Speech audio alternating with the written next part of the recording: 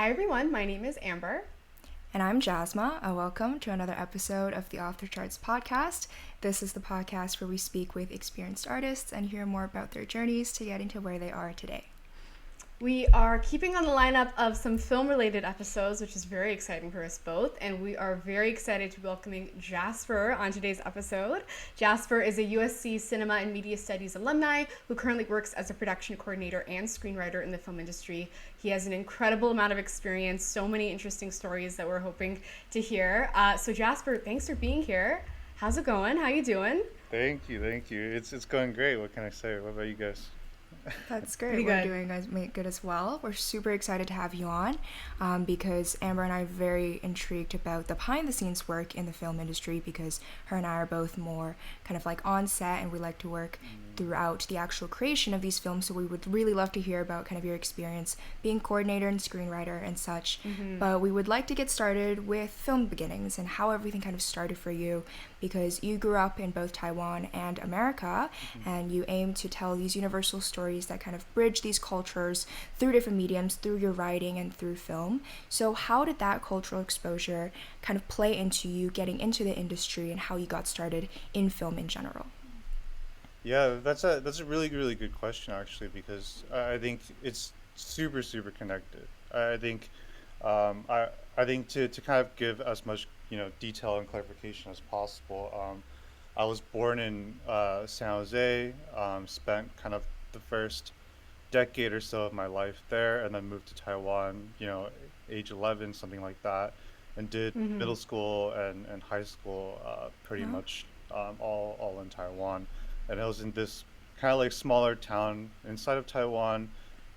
Not crazy access to movies and filmmaking in general within the school, Right. and even just like American culture, right? Like there's just very little access to that, yeah. especially like having been connected to that for the first like 10 years or so, like having that disconnect suddenly, kind of just made it feel all the harder to connect. I went to a bilingual school, so speaking both Mandarin and English. But so it's like even within the school, there was always like this, like dichotomy as far as how we should compare ourselves, like whether we were all more Asian or more American. Like everyone was able to kind of Interesting. speak English and Mandarin. Yeah. Um, Right.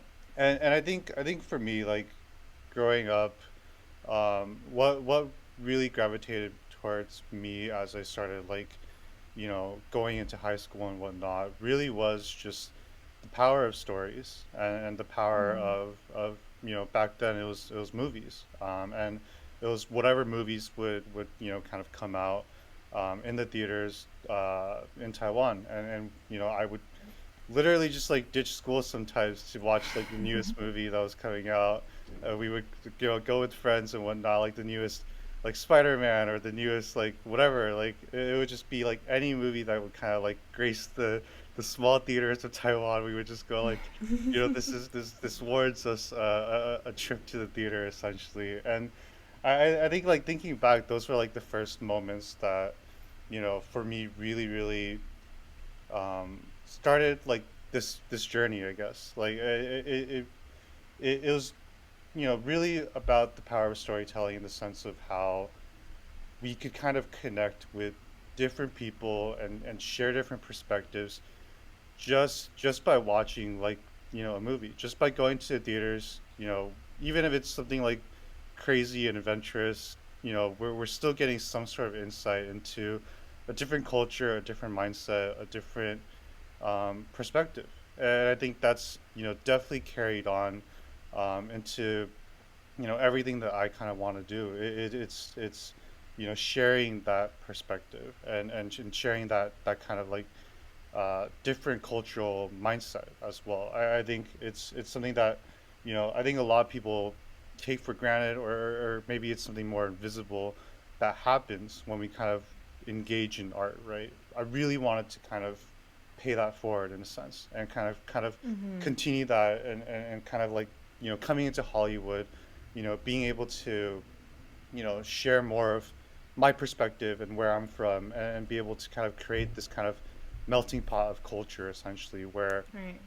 we're all kind of learning from different perspectives and different people and different stories. I felt like that was something that I really loved the most about movies, and definitely wanting to kind of continue to do that. And it's so interesting that you talked about that happening when you were in Taiwan, Mhm. and even going back and forth. What's the art scene like in Taiwan? Like, is that something that's, more talked about, more centered? Is it similar to the US where it's different parts? Like, tell us a little bit about that. Yeah, I think, like, speaking specifically to the film industry, I think Right.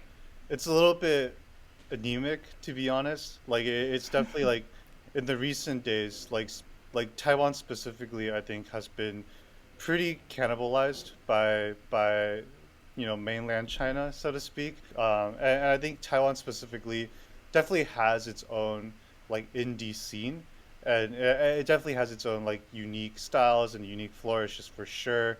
But for the most part, it remains indie. It remains pretty closed off, and not really that open to the rest of the world. Like we look to like I like see. Japan with anime, or like Korea with K-dramas and whatnot. Like that Right, definitely right, right, has right. found its way past borders, right? But I think it's harder for like Taiwan film or Taiwan TV shows to kind of find that same momentum, because it just doesn't have that big of an audience even domestically. So that's kind Right. of like the state of things within Taiwan.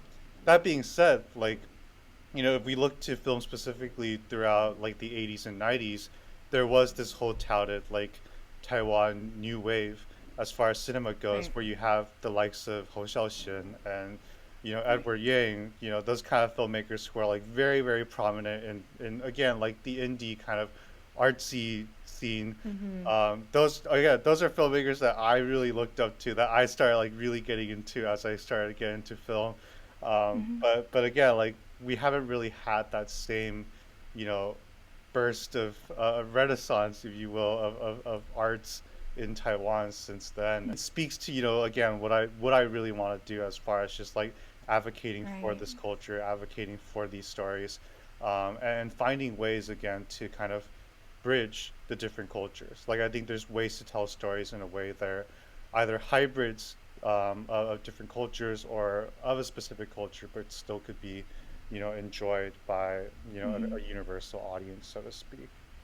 Yeah, I find your story really interesting because it hits a little too close to home for me. Yeah. Because personally, I grew up in Beijing, Cool. and then I moved to Canada when I was around 11, 12. So I kind of had like everything you talked about in what it was like in international school, where everyone kind of also spoke two languages, and Hmm. the dichotomy that is created. I kind of experienced all of that as well.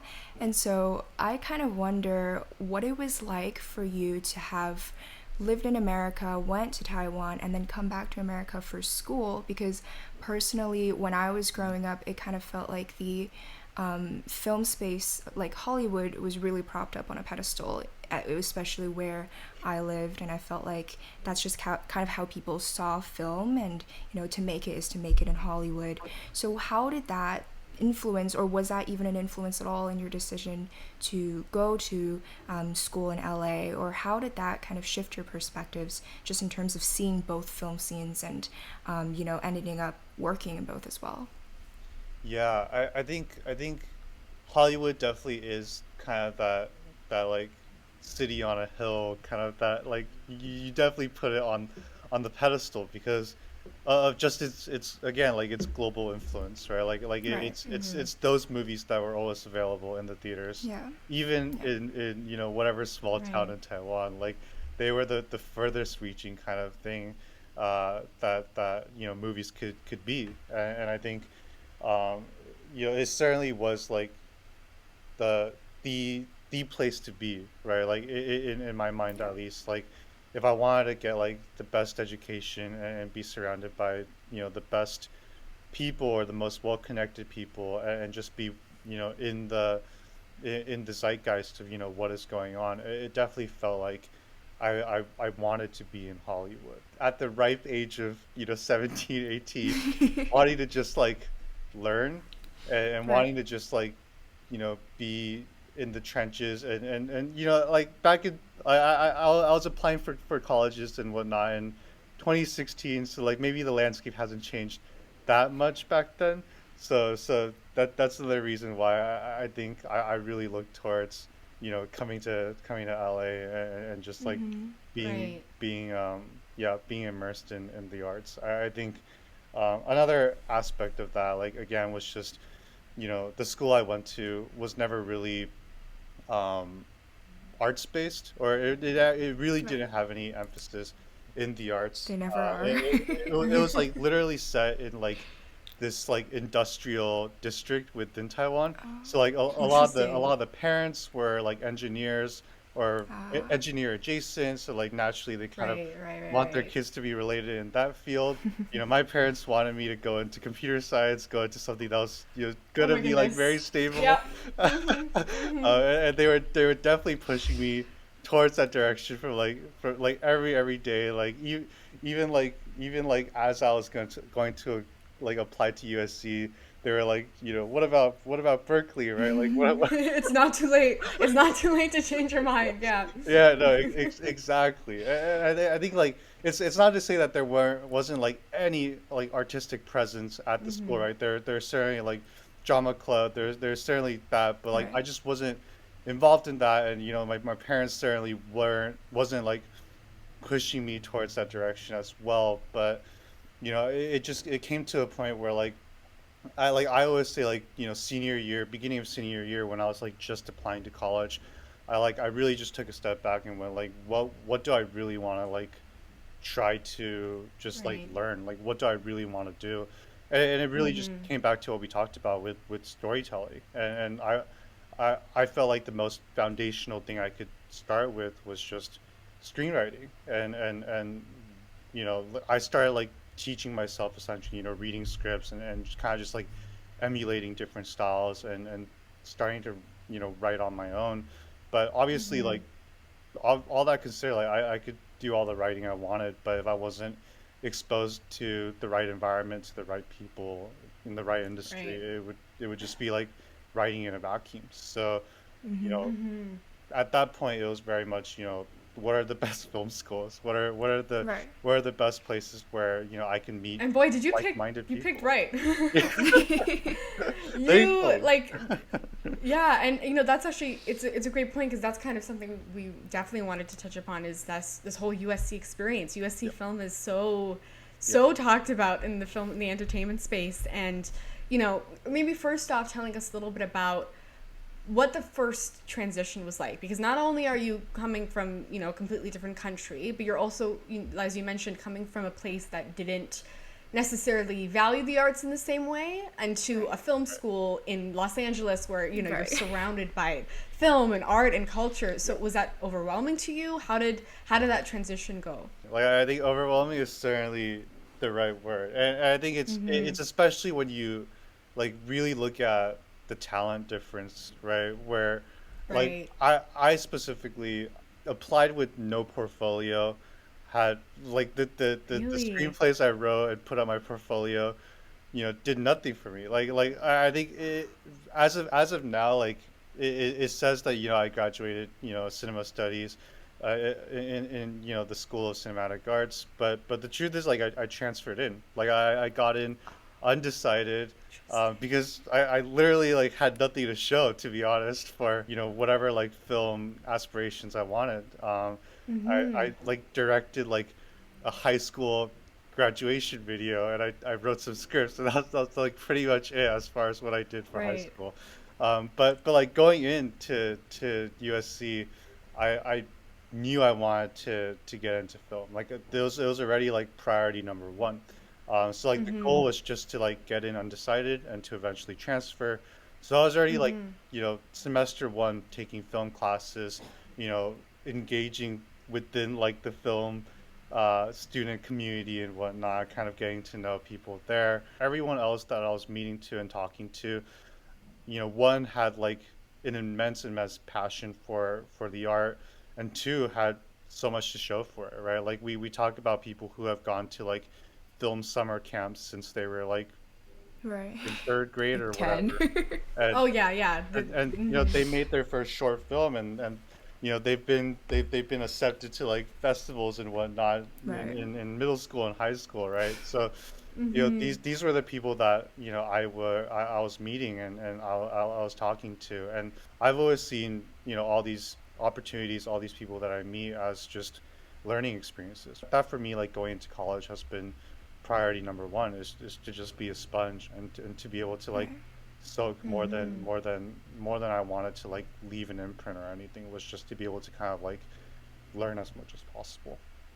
Yeah, and I think that experience is very similar for a lot of people who have a bit of a later start, and Hmm. especially the arts, because there's very little structure that actually helps you with that transition, right? So, is there anything that you wish you could have known to kind of help you reconcile that difference, or you would like to tell people that could potentially prepare them a little bit better for seeing that ginormous gap going into a space where everyone kind of seems like they're ahead of you? Like, how do you kind of shift your mindset into being okay with that and having that be encouraging you to learn even more rather than kind of making you doubt yourself and pushing you down and feeling like you're never going to catch up? I think what I'll say is like that feeling doesn't necessarily just go away, right? Like it's like I think you can kind of like do things to remedy it, but I always feel like there's always that voice that just goes like, you're never gonna be, good enough, or you're never gonna be at that acceptable level, or like now in my days it's more so like you're never gonna get to that professional level. What I tell myself and what I would recommend is always, you know, this industry is yes a business, but it is also art, right? Like at the end of the day, it's a mode of expression, and if you're going into it like purely for the business, then I'm sorry, like we don't really see eye to eye. Like Right. I really think like if you're in it, then you're in it because you have stories to tell. To that extent, experience doesn't matter. Your talent, your whatever like abilities, as far as it is compared to other people, doesn't matter, because I think as far as you feel like you're doing that to the best of your abilities, you're expressing what you want to express, you're sharing what you want to share to the best of your abilities, then you're doing what you want to do as an artist, as a creative, as a filmmaker, Right. in my mind. And it's not to say that you shouldn't be talking to people and learning, and kind of like still engaging with them, even though you might more clearly see the gaps as far as the accomplishments, the milestones and whatnot, and that in of itself might be debilitating, so to speak. But at the end of the day, like it's each person for themselves. It's each person sharing their own kind of stories, and you know that is kind of just the scenario. That is kind of just the playing field. Yeah, for sure. And I think it's really interesting because we Jasmine even mentioned it. That's something we hear a lot. Mhm. We, I think, have even felt that of Right. feeling like you're behind. Yeah. Yeah. And also, with arts programs in universities, it's different because it's a little bit more vague in that you don't really know what you're tangibly getting out of it unless you work Right. for it. Yeah. It's a lot based on what you're going to put in to get out of it. You're not Yeah. really getting a degree in, learning the mechanisms behind a certain theory or things like that. So I feel like that can intimidate a lot of people. So it's nice to hear that you were able to kind of look at that in a different way and still use that to motivate you, not necessarily deter you from that. Because I Yeah. feel like even for me, when I first started, I was, we're going, Jasmine and myself, we're going away soon, and we're all also kind of worried about that too. So it's Yeah. sadly a universal thing, but really interesting to hear about. Yeah, and on top of that too, it's like the other thing about the arts is the metric of what success actually means Yeah. is just so blurry, because it is still an art and it's treated like a business, but it is an art. And how do you measure what is or isn't good in terms of art, especially when you're surrounded by people who are doing the same thing as you? So I think it's really interesting to hear that perspective. I want to jump into kind of what life was like for you post grad, Hmm. because you now work as a coordinator in creative production for Hmm. Skydance Animation and for the sales agency Arclight Films, and also as a writer at the production company Blackout Media. I want to hear a little bit about what screenwriting is like and how do you get people to see that potential in your work and trust them to actually carry out your vision while you are not personally a part of the shooting and editing of your stories, but you are the root to all of that, and you are the one who actually creates that idea that gets turned into a piece of work afterwards. So what kind of goes through your mind like that, and what does your typical day look like as a screenwriter? To start off, like the typical day, post grad has definitely been, you know, a 9 to 5 essentially, something like that. Sometimes it's like 8 to 6 or whatnot, like depending on the hours. There's always, that full-time job. And then, Mm-hmm. the rest of the night is essentially, screenwriting essentially. Like it's definitely carried on, as far as just the habit of kind of writing every day.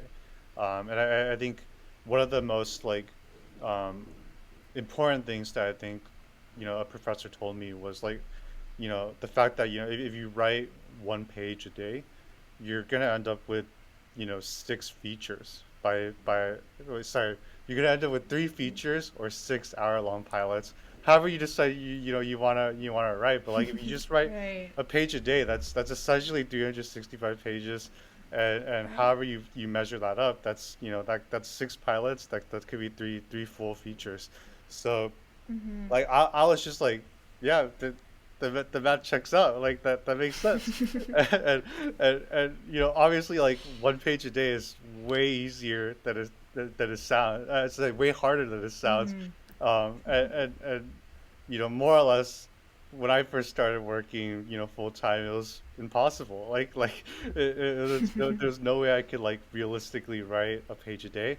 But I think I took that mindset and was just like, if I could just write like a word a day, right? Like if I could just do anything to like that will like make sure I put my mind on it at least a little bit each day, then like that would be enough. Like I think Mm-hmm. there's always this aspect of like everyone kind of gets into it once you're in this like full time, professional kind of, workload essentially, where you have this full-time job and like you go to work and then you come home and you're just like mentally out of it, like you're just drained, you don't want to do anything Right. else, you just want to go home and like relax, like you just want to watch TV, you want to like, I don't know, like you want to prepare for the next day almost, like sometimes like Right. sometimes the days do just be like that. But I think it was very much just like needing that motivation to like, like at the end of the day, like I I wasn't in this industry to be a full-time assistant, right? Like I'm not here to be someone else's assistant. I'm not here to like, Right. be, doing admin duties for the next, few years of my life. So like what I really wanted Mm-hmm. to do was get really, nitty-gritty into writing and creating. For all that is, it seems like I'm like shading the life of an assistant, like like it definitely does have a lot of its merits. Like I Right. spent like my first like few jobs have been, you know, full on like assistant duties. Like my first job Mm-hmm. out of graduation was, at a sales agency a place called Arclight Films, kind of just doing like development for them. That was pretty much just like reading a lot of scripts, doing a bunch of script coverage. But because it was also like a film sales agency, I was kind of attending sales meetings. I was kind of getting into the nitty gritty of how sales, film sales agreements go down, and Right. kind of getting into the financial side, getting into legal side, getting into the marketing side, of like what we need to do to like sell films, to like buy films, and then to market them, and these weren't like good films, honestly. Like I can say that because I'm not in the company anymore, but like these are like these are like B tier films, honestly, and that is just the Oh. way things were. But like still finding ways to like look at the positive side, and like look at the scripts, essentially, like as well, right? Like the scripts that were being submitted to us weren't exactly like top of the shelf quality either, but to be able to look at them and go like, I can still see the potential, Like even if I was to say Right. like this would never see the light in this company, just for me as a writer, like as an aspiring writer, right? Like to be able to read quote unquote bad scripts, mediocre scripts, and just be able to say, hey, I could still learn something from this. I could still learn something Right. from the issues that there were in these scripts. Um, Mm-hmm. really helped as far as forming like just additional perspectives, right? Like getting the back Right. end perspective of like how sales agreements go down and how those kind of go down really helped me kind of form that perspective as well of like what kind of stories fit you know the market, so to speak. Right. And then going into Skydance animation nowadays, where I'm a coordinator as well. um, that very much has just been a huge learning experience in the whole animation pipeline, which is something that I've always been super interested in, but I wouldn't say like it's my path or my passion specifically, like pursuing animation, but it's always been a curiosity, and it's always been Mm-hmm. something where like moving on from Arclight and kind of just fielding different opportunities. This one really jumped out to me because the other jobs would be more of the same, of just like more script coverage, Right. more admin kind of duties, and I felt like I you know learned as much as I could at ArcLight. I love hearing about that entire kind of idea of just production coordination in general and being that pre-production person, even if it isn't necessarily Hmm. at the top of the line, because it is very smart to be at that role. You're still, getting right in the industry in different means, learning about what you want to do while kind of keeping everything as stable as possible so that you can explore other interests. So Yeah. when you were at USC, is that something that they encouraged, or how did you even think to go, well, maybe I'm not necessarily going to start out as a screenwriter. Let me go into production coordination and then work my way there. What was that taught? How did you figure that out? It's pretty much the normal path, I would say, for a lot of Right. like Oh, emerging or fresh off the kind interesting. of like right off graduation, to kind of like say like quote unquote put in the time almost. Mm-hmm. I think the most common path that I see um, coming out of film school is uh, agency. Like a lot of people go into talent agencies, the Got UTAs, the it. WMEs. Mm. They start there as like mailroom trainees. Like they're literally in the mailroom as like not even assistants, kind of just like passing along mail that comes in essentially. Like that's literally what a mailroom trainee does. And like Mm-hmm. this is like again like the role in of itself was born before the like electronic internet era where they're literally like all scripts were Right. sent through the mail, and like mailroom Right. trainees would be the ones collecting it and then sending it to the agents who would then send it to Oh. their clients and whatnot. These days the mailroom trainee is more flexible, but it's still called that because it's like you still are working in a mailroom and you're waiting for the opportunity to like shadow an assistant or to like step in for an assistant, and then you're waiting for the opportunity to become an assistant to like where like agent's assistant is leaving for another place, and then that role opens up, so to speak. So like that whole engine of like the agencies or like the management companies, that's like the most common like route that I see. Like a lot of like Mm-hmm. producer wannabes, a lot of um sometimes I guess writer wannabes or just people who want to be in the industry um Mm-hmm. go that route because talent agencies are just so well connected. Like Mm. when you're like in you know in the trenches, in these agencies, a lot of the people that you're working with, whether they're, junior agents, whether they're, still assistants, whether they're senior assistants, um, or still Merom trainees, like there's the saying is always like in 10, 20 years, these people are going to be the agents and the producers and the execs of the next generation. So like that's kind of the avenue where I feel like a lot of people go, as far as continuing that path of just like making those connections, and making those Interesting. connections with your peers, but also to the agents and who the agents know as well, right? Um, Right, right, with execs and whatnot in mind. But I haven't really seen any other paths right. that have been like ultra successful. All I can say right now is like I graduated in 2019, like 3 years Mm-hmm. ago. I'm not like far off from the quote unquote just getting started period of my life either. And everyone else that I know, is also kind of just getting started. The other path Mm-hmm. that I see is pretty much like, if you want to be a director, and if you really want to just engage in the creative side of things purely, then you're on set, right? Like you want to be Right. like an AD, or you want to be a scripty, or you want to be a production coordinator on set, kind of just like, instead of the office job, you're always on set, hopping from one project to another, and then essentially trying to work your way up and making connections through there.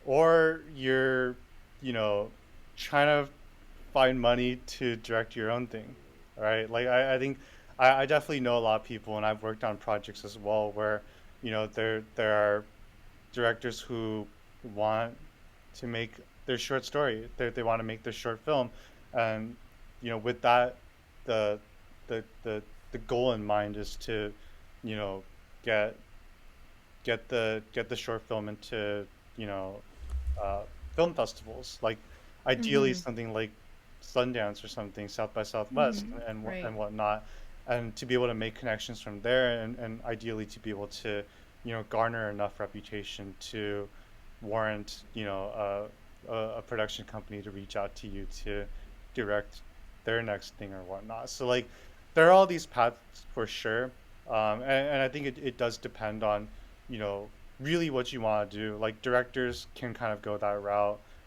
producers can more or less kind of go that agency route. Writers, it's a little bit hit or miss, honestly. I think with like the purely kind of creative positions, with directing or or writing, it does get kind of hard to say like exactly what that next path is. Sometimes it is just Mm-hmm. Mm-hmm. finding a job, and kind of like writing on your own time, or directing on your own time.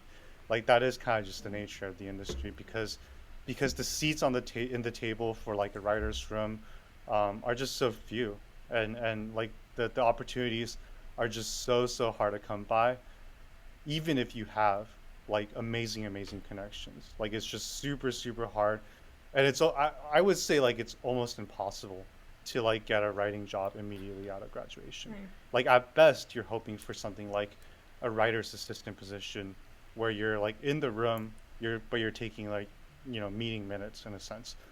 And even then, like those positions are also super hard to come by, because writers who've been writing in the industry for a while, who are trying to break in, are also looking for those jobs.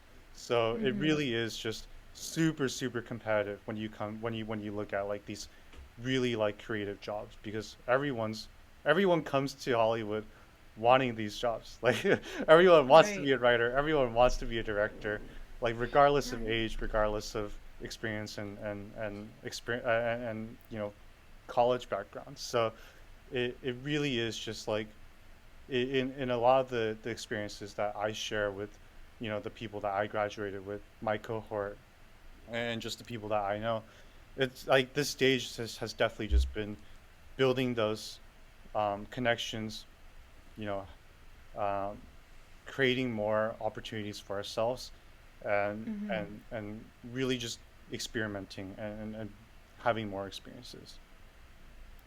Wow. I mean, good to know.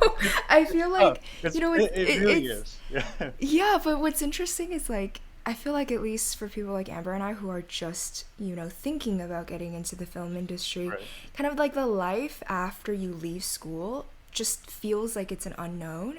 And I don't think it's ever really, like, I've never heard of essentially a corporate ladder to Right. what it's like to work if you aren't on set constantly. Right. Like, I don't think this is something, or at least I had no clue that's how it kind of goes. Mm-hmm. And I think it's so interesting that there are almost these paths that you have to take that in order to get to the actual, seems like, filmmaking later on in life. Yeah. So I guess my question would be, if that's what you're kind of expecting after you graduate, is there a way that you can prepare for that? Because it sounds like it's very easy to kind of get discouraged in pursuing later on what you intended to go into when you were studying in school, or like, you know, doing all of those things even before then. Mm-hmm. Does it ever, I don't know, do you ever have those ideas of just going along with what is working out? You're a coordinator, and it seems like you're doing good, like you're doing very well at Skydance Animation, and you know, it does do a lot for you in terms of learning. Mm-hmm. How do you not deviate from your original path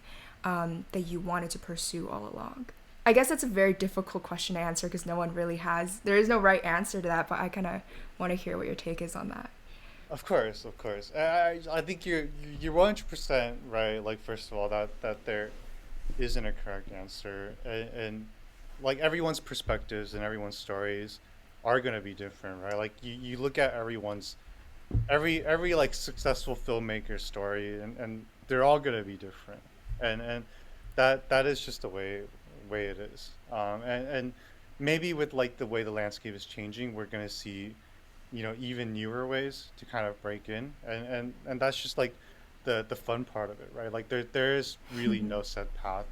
um but like I think I'll speak to like that aspect of like, I guess I'll speak first to like, you know, what you said about like what you can do to prepare, um going into, you know, the professional, your career and whatnot. um I I think what I found to be the most successful has been to just keep an open mind. Like I think it's it's one thing to be like really passionate and really like understand what you want to do, and wanting to pursue that. But I think it's another thing to be really stubborn about that. Like perhaps too stubborn about that.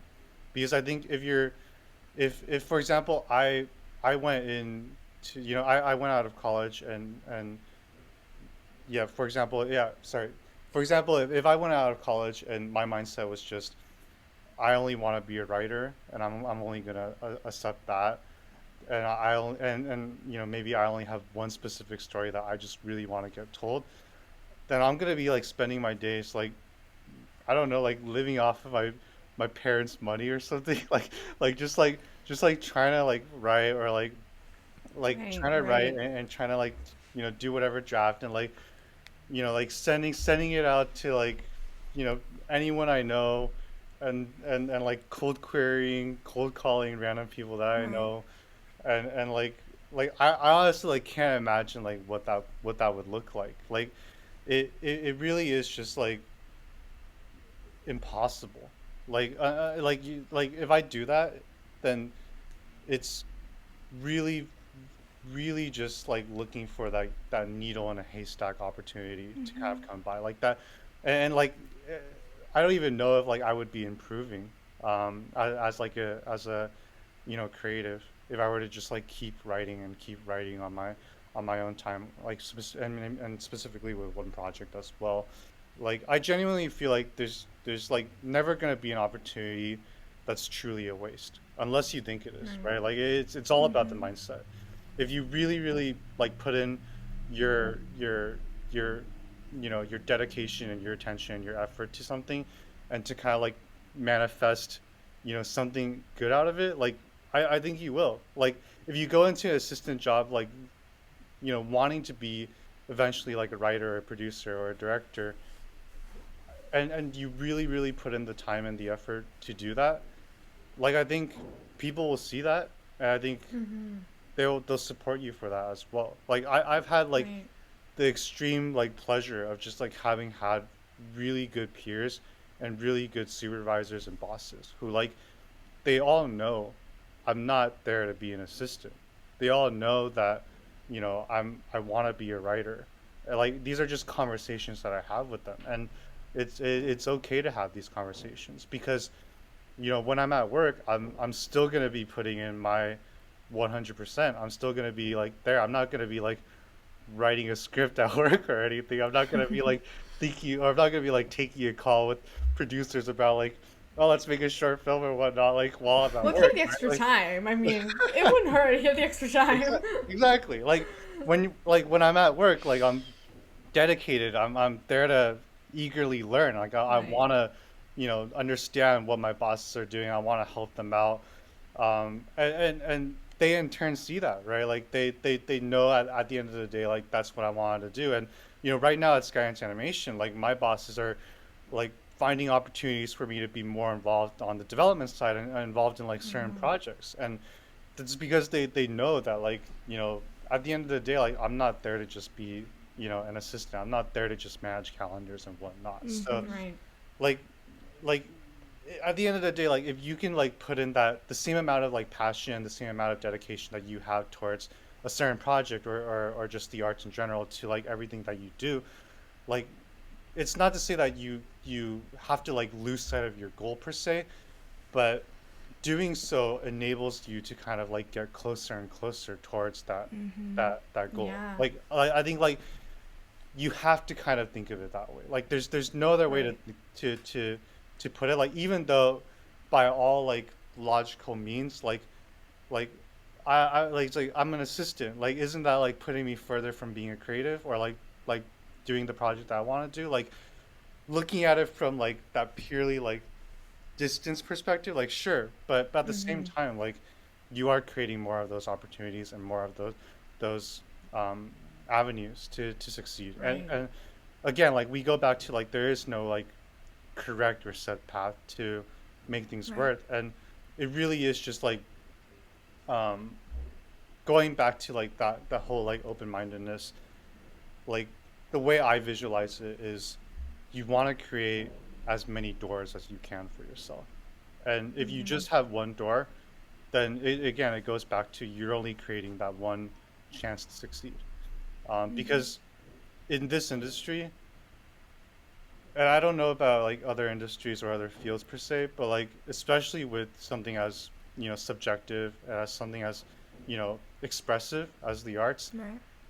a lot of luck is involved. And like Right. you could be super talented, you could be not talented at all, and it could just be like one whim of a producer or one whim of like a reader at a script competition or someone at a film festival that like completely changes your life, right? Like so much luck is involved.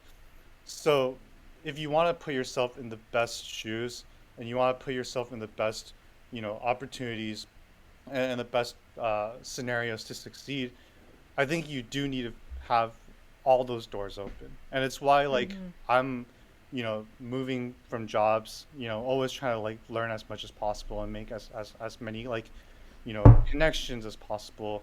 Is why I'm always writing. So, I'm sending scripts out to competitions and whatnot. And to be able to kind of like, you know, try to like continue to keep that door open. And it's why, I'm working on projects in my own time as well, like directing Right. and working with directors and producers to make sure it's on my own time. Like I think like going in like for me, right, like we go all the way back where I had no like experience whatsoever. I had like no quote unquote like innate talent that was kind of like nurtured really early on, going into film school, even leaving film school perhaps.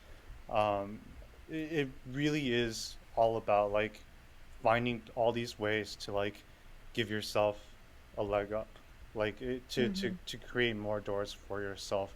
Otherwise, it really is just super difficult. For sure. And, on that note as well, just in quick closing, we did Yeah. also briefly want to touch upon kind of your work in those jobs and starting to Yeah. do things outside of it, because you also have your own production startup called Fortunate, Yeah. which is amazing. You mentioned it focuses on projects for underrepresented content by underrepresented voices. Tell us a little bit about the creation of that and how everything's going with, because clearly that's something that you're doing. As much as we talked about keeping an open mind, you're also still hustling on the side and making sure that you're keeping those goals that you have in mind at the forefront. So tell us a little bit about Fortunate. Yeah, no, totally. I think Fortunate was something that was started in college. Like, yeah, I think pretty much last year in college, and the mindset was always for us to be able to create a platform for um, underrepresented stories to kind of have a home. And I think we look at stuff like Netflix and even like YouTube and whatnot as places that have really opened up you know different creators to really share their mind and to really do what they really want to do. And Right. we always felt that our end goal was to create this platform for creatives and made by creatives. Like we felt like coming out of you know you know film school and being creatives on our own, as having stories that we also want to tell. We really kind of understand like just the sheer amount of toil, like the sheer amount of like grit and the effort that really needs to be put in, and that's like for everyone. And again, and like the barriers are even more so there for underrepresented um, stories and for minorities. Like we see like some shifts in the industry, as far as more like Asian voices, more Black voices, and more of that on screen and behind the camera, and that's good and all. But I think there's always more to be done. I think, and I think the quality of stories I think is one thing that I'm always thinking about, and I think it's something that we at Fortunate really want to strive for, which is like just like the uniqueness of every voice, the uniqueness of every story. We don't want it to be watered down, so to speak, by Hollywood. We want Right. our dream kind of vision is for every story, every vision to be kind of unraveled and told the way it naturally should be, the way the creative or the creator wants it to be. And so like right now, like Fortunate, we kind of have a very like a very loose collective kind of way about going about things, where I think it's around like 10 to 15 of us, where we kind of just help each other out with our own projects, right? Like again, like it's all about preserving voice, all about preserving that authenticity and that perspective, and just like for us to like each be each other's cheerleaders, and to help each other out. um, right now we have a short film that we filmed last year, like a horror BIPOC cabin in the woods kind of psychological thriller that we have Interesting. in post production right now, that we're really Wow. excited about. That we're eager to kind of see how well it'll do in festivals and where that'll get us. We also have a web series that's kind of like a absurd comedy kind of thing called The Interns. Set kind of in kind of the workplace, in the vein of The Office, but very much giving spotlight to the interns and the assistants, which we just felt like that wasn't a story that's been told before, a perspective that we've seen, right? So again, like we're we're we're always kind of like experimenting with different genres. We're always looking at what stories haven't been told before, and we're always looking at what new projects there are there, that we really feel passionate about. And I think at the end of the day, like it's easy in this industry to like like to be really bogged down by like the realistic aspects of it, of like Right. like these things aren't really possible and whatnot, and it's so hard to break in, yada yada. And we really want to change Yeah. that. Like my mindset with Fortunate is to be able to like eventually create that platform where the gate isn't that toll, perhaps. And for us right now, like we're just having fun. Like I think we're just trying to not lose sight of why we got in the industry in the first place, and to be able to have that artistic creative outlet to just kind of support each other, to kind of do what we want to do, and to continue to be creative while a lot of Right. us have our day jobs, and we have our you know 9 to 5s, and we have our you know just life responsibilities, but to still have something like Fortunate to go, like we can still kind of do something on the side that is still moving us forward, that's still kind of pushing the needle as far as what we eventually want to do. Well, major respect for that. I mean, I think Amber and I always try to talk with people who kind of do try to do things like that, and be able to create a platform for those voices who are just, usually not talked about, even though there is such a large audience who Hmm. it needs to be represented in that way. And I think it's very interesting how you're able to approach it in a way of taking on the weight of highlighting these stories while still keeping it lighthearted. And I think that's a really great way to go about it, because I feel like you talked about, maintaining that balance of the realism of it all and also the art side of it all, which Yeah, you talked about a lot, noticing it is still a business. However, the main purpose of it is still the expression and the art Expression, and right? all of that. So really, again, major respect to that. And thank to you. end things off, I guess we always like to ask for a final piece of advice from our guests, Mm, whether to the youth artists who want to break into the industry, or people who just are trying to see where they can get with their passions and their talents.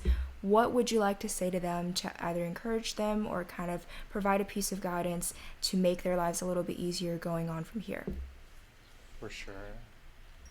I think one thing I'll say, I guess two things. I think the first is kind of maybe somewhat of a encapsulation of a lot of the stuff that I was touching upon, and it's to be pragmatic. Like I think, like you know, going in, I was also like really, sorry, like going into the film industry, and like going into film school and everything.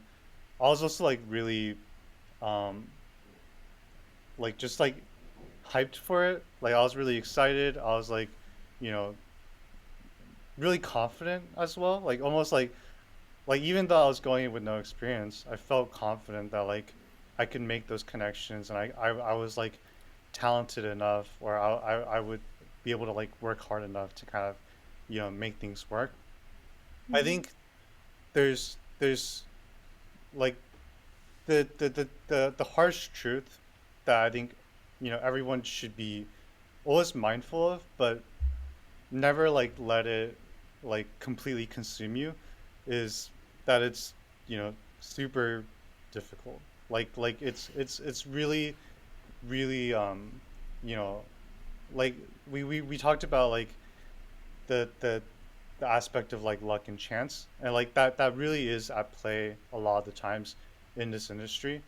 And I think the best thing you can do is still to just like continue to be passionate, and continue to like you know put in your effort and your dedication into your craft, and to really just see things, and to see every step as a step forward, even if it feels like a step back, right? Like to see it as a learning experience, to see everything as a learning experience, to go in, and even if you feel like you're discouraged by everyone else who's way more accomplished than you, or more talented than you, or has more opportunities than you, to feel like those are learning opportunities, to again like not feel like bogged down per se by that. Like I think that's like the pragmatism that I think I more or less felt like I had to learn. Like it really is, you know, it really is every man for himself at the end of the day. And while like we take strides to like help each other along the way to grow, like I think having that mindset of just like, you have to be realistic about your own goals, and you have to be realistic about like what you want to do. That's super super important.